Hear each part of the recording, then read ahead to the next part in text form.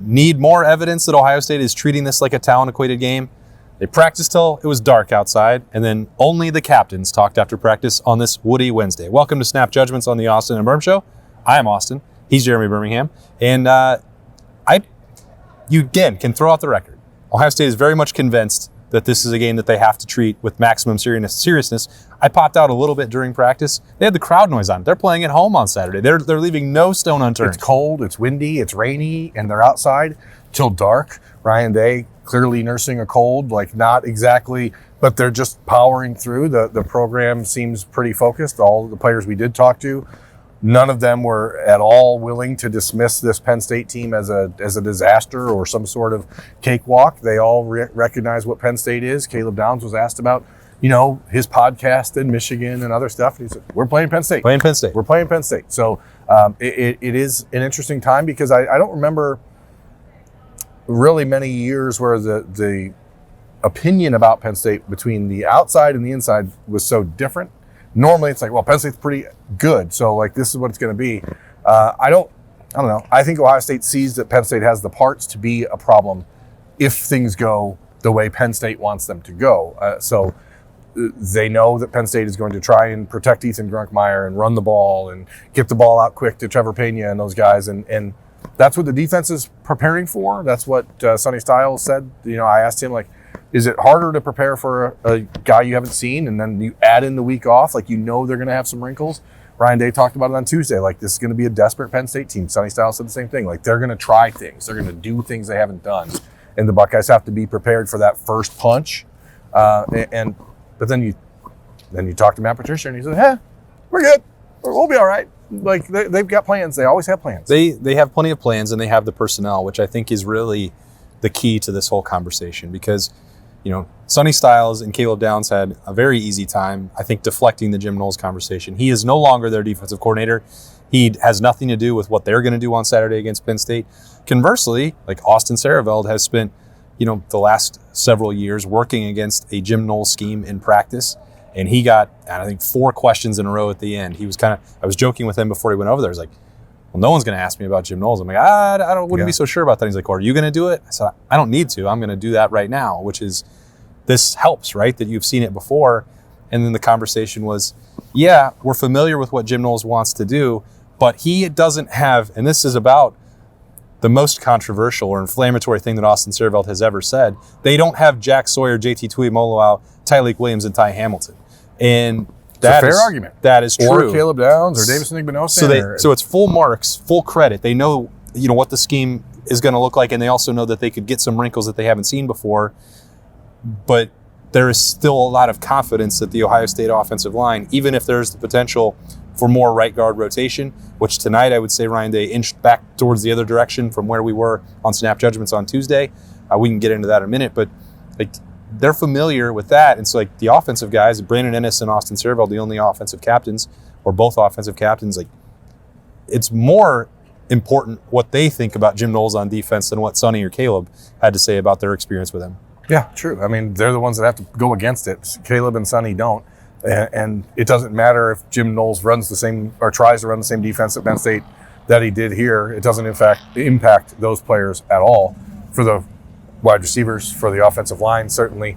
I think it'll be fascinating to see because, the Jack conversation, not the Jack Sawyer, but like the Jack position, Penn State has basically thrown that out with the baby in the bathwater in the last couple of weeks and haven't really done much with Chaz Coleman, the freshman from Ohio. So, the Jack doesn't exist? I don't think so. It exists at Ohio State now, but not there. So, I think that there is a piece of this that is really just trying to get a sense. And this is where Matt Patricia and the NFL background, I think, will be one of the difference makers for Ohio State on Saturday. The Buckeyes no longer have to wait until halftime to make adjustments.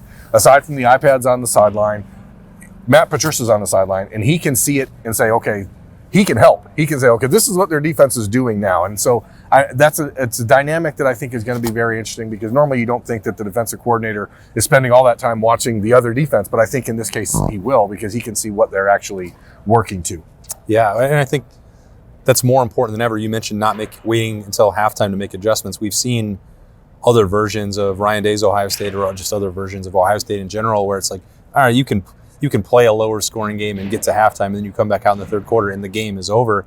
But when you're playing fewer possessions, the way Ohio State has consciously decided to play this year, you can't really afford to wait. You're going to need to be able to make live in-game adjustments in the first quarter, in the second quarter, and you don't have a lot to work with. I know that's been, you and I have had conversations with Brian Hartline about that. It's like, especially after Washington, it's like you don't have a ton of time to figure it out what Washington's defense might be throwing at you, and maybe that won't be as big of an issue with Jim Knowles and Penn State on Saturday. I don't know, but like whatever it is, you have to make the most of the few opportunities you have, because I don't really believe that Ohio State's going to deviate from that plan. No, and if Penn State has any success at all on Saturday, it's going to be extending their possessions, running out clock. So, I hope we don't see a 3-possession half like we did at Washington, but I wouldn't be surprised if you're looking at a 4 or 5 possession first half if Penn State has any success running the ball. And if that happens, then the defense is the group that's going to have to make the adjustment, because the offense is going to do what the offense does. Ryan Day talked about it tonight in his lightning session.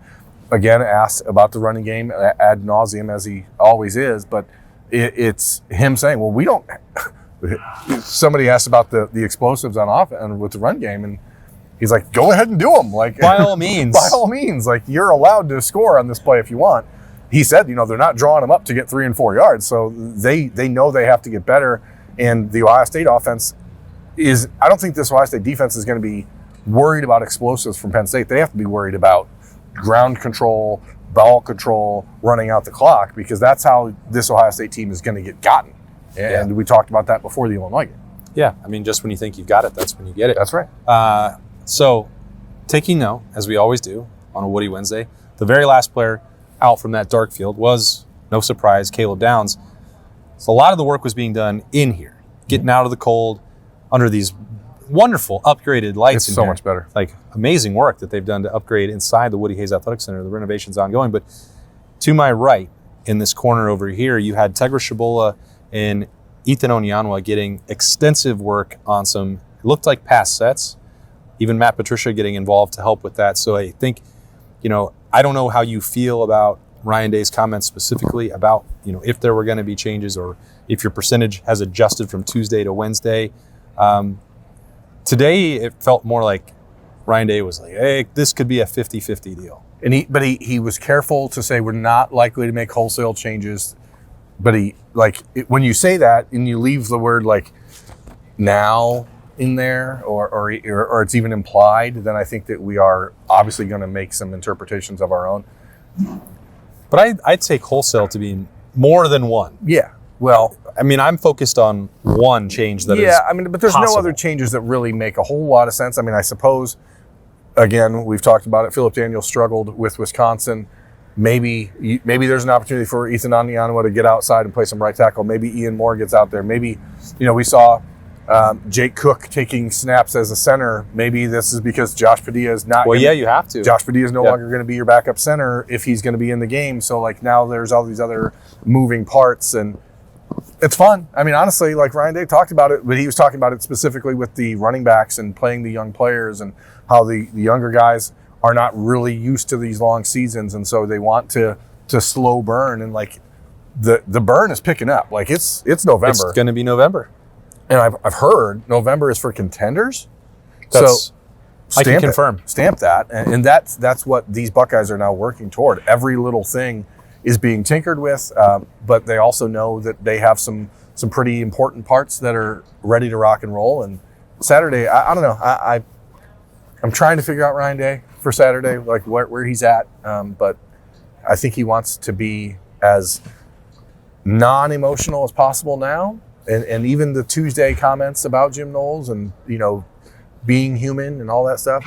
If Ohio State can go out and take care of business on Saturday, I bet the post-game press conference feels a lot different than the midweek press conference. Yeah, I think it would. You think it was the cold? I think he was pulling back. Whether that's saving for Saturday or just maybe I said too much on Tuesday. Maybe I had a separate conversation with him about some other things, and he had a cough.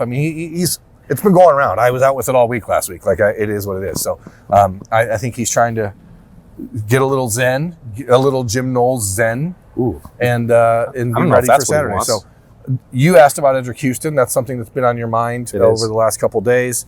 We'll talk about it a little bit more on the beat, but it seemed like Ryan Day's answer about Edric Houston was more in-depth than we're used to for a lightning round and more informational than we're used to. I did not think that was the answer I was going to get. I'm going to be honest. So what did he say to you? He said, well, first of all, Edric Houston graded out as a champion with the reps that he got at Wisconsin, which gives not the most extensive workload in the world.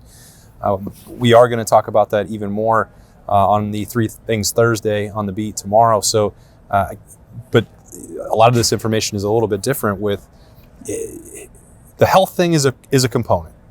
Ryan Day did not talk about that specifically. He never does, but he has talked, I think, about the day-to-day effort and understanding in practice, and tied that in as well with the fact that he had come in expecting to play defensive end and being thrust into a spot that maybe wasn't what he envisioned at 3-Tech, and all these things about dealing with adversity and showing up day after day. And I think it was a challenge for him in like every way, mentally and physically. And the start of the year wasn't going the way he wanted. And I think it kind of snowballed a little bit. And you put out one fire over here with maybe you have a bad practice combined with the other fire over here that you got to get the treatment on your ankle and your knee. And I think that may have overwhelmed him. I don't want to put words in his mouth. That's not exactly what Ryan Day said. But as he was describing it, there were a lot of challenges that were going on at once. He compared it to Caden Curry as a second-year player as well, like just trying to figure out where do I fit. And how to take that next step and how to become a key contributor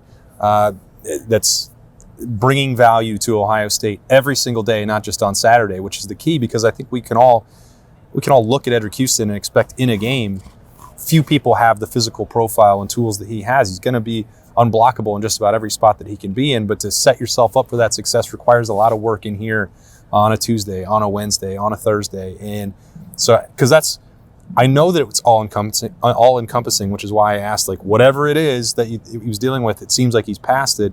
And that was the most important part, was that Ryan Day's like, yeah, you can see that the energy is different. And whether that means that the production is about to ramp up against Penn State on Saturday, we'll see. But all the signs are positive. And it's a reminder to me of how unique this program is. There's a lot of places around the country that would just play the 5-star, even if he wasn't physically hurt and there was other stuff going on, that they would say, well, you're just going to get out there and then you ruin a kid. And Ryan Day's commitment and Larry Johnson's commitment to his guys and making sure that they are understanding that there's a responsibility that comes with playing for Ohio State, that doesn't matter what your ranking was, doesn't matter how much this team needs you. If you're not going to be out there doing the right things every day, then you're going to play a lot less than you imagined you would. And, I guess we'll see how that translates to the final 5 games of the season, but it certainly sounded optimistic. Yeah, we'll see, as you mentioned, what that means, because we are one practice and one day closer for Ohio State taking on Penn State in a talent-equated matchup game in the Horseshoe. It is a big. He didn't call it a talent-equated game. He calls it a matchup game. They're are they synonymous? Yeah, I've inquired. Okay.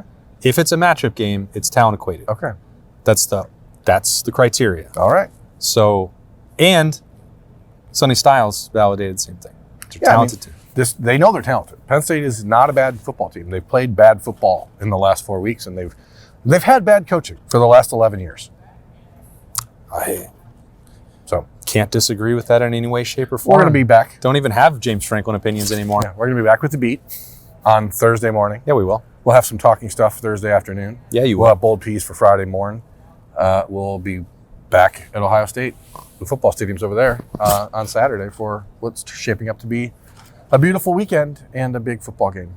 Can't wait. So stick around. We'll see you right back on the 97.1 The Fan YouTube channel, the 10 TV YouTube channel, or 10 TV Plus, or in your audio-only podcast feeds on Thursday morning for The Beat. Thanks for joining us on a Woody Wednesday, Snap Judgment style. He's Berm. I'm Austin. So long.